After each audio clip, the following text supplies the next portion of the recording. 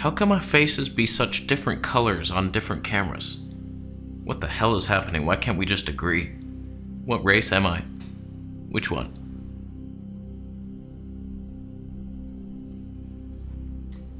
We have a battle, my friend. Who will survive it? Why do I keep doing this? What is this motion? Sony A6400 with the Sigma 16mm f1.4 versus the GH5s with Olympus 17mm f1.2, bringing them to an equivalent f2-ish Tony background abilities.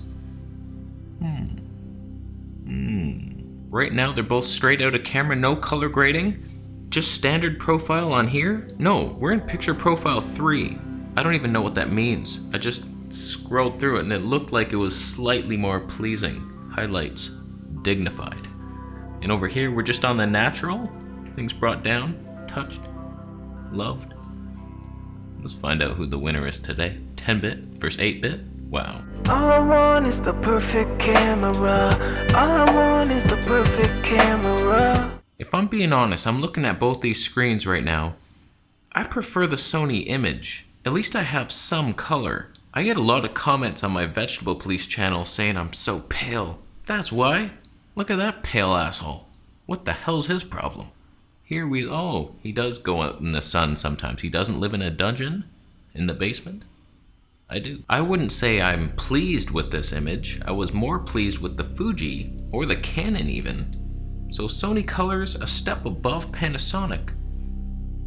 But tweaking wise, if you knew what you were doing, which I obviously don't, you could tweak it better because we got 10-bit over there.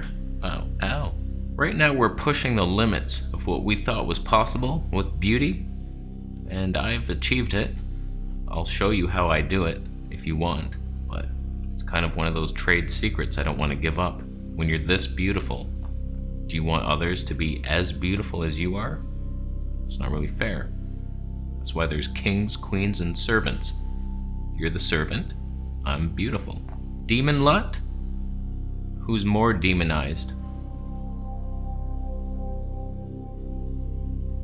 That's curious. Iceman Lut? Who lives in the ice? And who just visits the ice? That's the real question. Back to regular, no color grading, just to let our eyes adjust for a second. Now, if I want to tweak it, usually what I do in Premiere Pro, I add a little Kodak LUT at very minimal, like 30%, and then I do some minor tweaks. So let's do that now to both. Now we're talking Kodak. Let's bring it back to 1974, where people had sex. They had sex everywhere. Can't say that. That demonetized the video pretty fast. That's it. Oh boy. So here's the Sony with the excellent color grading. Is there dynamic please off in the background? Are those lights pleasing to the eye? Shadows remained dignified? Versus the GH5s. As pleasing? Highlight roll off? Rolling where? Oh, we'll do the autofocus. Panasonic is so annoying. It has this box. It just keeps jumping to the eagle. Stop it. Oh, there, yeah. Now the age-old question, is contrast detect autofocus superior to the Sony tracking system of phase detection pixels? I believe it is.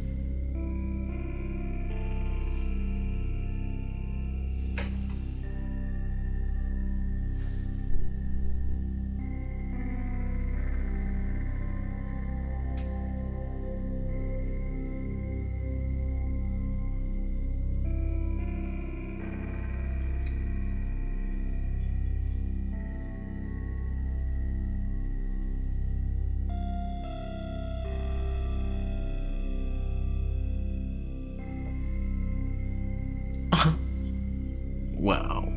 From what I've seen, Panasonic is doable. Totally doable for this kind of video. It doesn't hunt a lot, but you can see some pulsing. If you look at that eagle in the background, it does some weird things. It does eagle things in an eagle-like fashion. But totally doable. But when it comes to the Sony, it's so good that it's inspiring to even witness. It's so smooth and fast. It's like, oh my god, even back in the day when I bought that Sony WX350 or something like that, the tiny point and shoot, that's why I bought it, because their autofocus was so good and snappy. I was like, wow, that's what I wanted. My first Canon couldn't focus again. Once you press record, it's like, it's over. So when I had that, I was like, oh yeah, look at that. And Sony was the leader. I tested everything from Canon to Nikon to Samsung. Sony wins at life. Whereas Panasonic, you do it. You do it. I'm impressed. Now, who has the blurrier background? That's the most important question. Which bokeh is more bokeh? Which? Oh no, my dry skin. Stay away from that quinoa if you're prone to acne. That's a troublemaker, huh? Don't go too hard into that one. Don't buy that hippie shit. They're wrong. Scary thing about Sony, I started this video 75% battery life, it's 52%. It's been like, what, 6 minutes? What the hell is that? What the hell is that? But there's so much to choose between these. Pretty much any modern day camera nowadays, what the hell was that? Any camera can do this, what we're doing here. It's not hard. But there's some features that were fun, like GH5s does better slow motion, technically speaking, 240 frames per second versus 120. Twice as slow, but no autofocus, and there is a crop. So it's a trade-off. What do you want? I think I'd rather have the autofocus. I've noticed 240, it's kind of too slow. It's kind of too slow sometimes. Sometimes it's magical, but most times it's like, okay, hurry up. It takes too long for the thing to happen. So, advantage Sony. Wow. When it comes to the screen, the fully articulation versus the flip up, if I'm being honest, inside here right now, the way things are with this mic hovering above my head like a UFO, I actually prefer the look of this. It's all tight, it's all in one package, flipped up, whereas this is wide. There's, oh, what's all this over here? It's kind of annoying. It's stupid to complain about, but I do. If you want to put a mic up there, then obviously the fully articulation is the better option. But I kind of prefer the lav mic anyway. When I'm vlogging outside, just better audio. So, yeah, either one. Actually, this would be fine. It'd be even better. And I like that it's at the bottom for the Sony. Wow, look at you.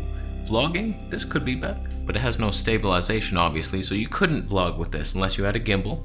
That's bullshit. Nobody's got time for that. Sony's so bad at stabilization, they were actually warned by the military to stop practicing harmful acts of violence to your viewers. The Sony's closer to me giving it a Tony advantage. Oh god. Oh, the rules aren't fair. Oh, get on in there. Alien chin, head. Oh, we got it a couple inches. Oh no, the lens is peeking in the side. Oh, stop it. Is it art? No, it's not art. It's not art. I probably should have done that before pressing record. Oh boy. Oh boy. Which bokeh more? Which bokeh harder? If it's all my head. Sony looks more bokeh. Oh no, Sony has the Tony advantage. Just for giggles, I thought we'd do a 1080p comparison, and what just happened? I didn't realize Sony had a huge ass crop in 4K. That's a notable conclusion, isn't it? Now we're all wide up in this. How's the quality?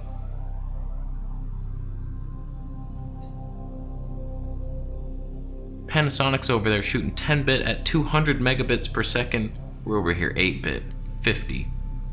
What the hell is that? Doesn't matter. Don't make lines in your face or they'll comment. No expressions allowed on YouTube. I don't have wrinkles.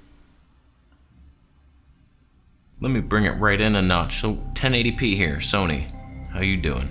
How we doing? Is it so soft, but a pleasing Canon soft? Or is it just bad? Could we get away with it? I like 1080. Most of my videos now are shot on the Panasonic in 1080p, uploaded to a 1080p timeline, worked on, and then upcoded in a 4K format, just to fool the system. Because YouTube crushes files for a living, they bite them. But when you do 4K, they bite it less. It's too much to eat, it's too rich. It's like a rich cake, they can't handle it.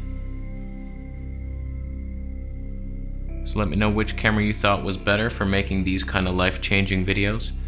And let me know. Let me know. We got advantages on both. If I'm being honest, I think the Sony would be more fun, just because the autofocus with the Septarian communication crystal, wow, it's just so snappy. Panasonic does it. It's actually smoother. Look how long that's taken. Do we have time to wait? I don't know. I don't know that we do. So let me know your thoughts down below. Thank you for buying a Camera Conspiracies t-shirt. Subscribe for more videos, and I'll see you in the next one.